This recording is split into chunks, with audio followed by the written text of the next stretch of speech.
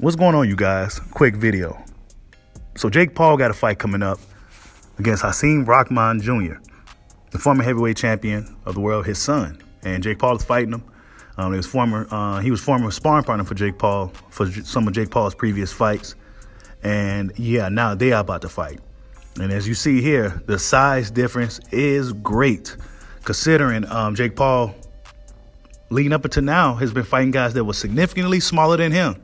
And now things are the other way around. And Jake Paul's whole energy seemed a little bit uneasy at that press conference, right? It just didn't seem as confident as he has before. And now he comes out and says that this fight may be scrapped because Rahman Jr. wants more money. Now, prior to all of this, right, prior to the press conference, Jake Paul was coming out saying that he wants more money, that he's not going to show up, or something to that effect. And Rahman responds saying, "Stop lying to the people. I'll be there tomorrow." Shows up, and as you can see, the size difference is great. Now, a lot of boxing fans still seem to believe that Rahman is going to take a dive in this fight. You know, a lot of people seem to believe that a lot of the Jake Paul's previous opponents took dives in those fights. But this guy right here, man, it'll be hard for him to really play this one. I mean, look at the size difference, bro. The size difference is ridiculous. You know what I'm saying? He looks like a true heavyweight versus a light heavyweight.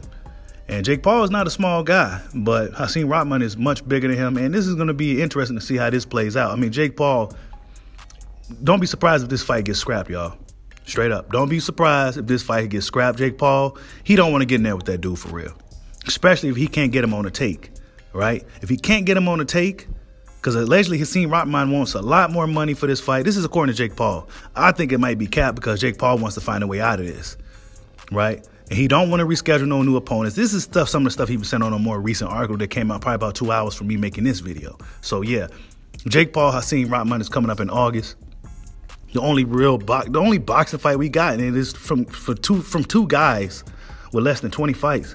So yeah, this is the current state of boxing that we're in right now, where we talking about Jake Paul and his fight coming up with Rahman Jr.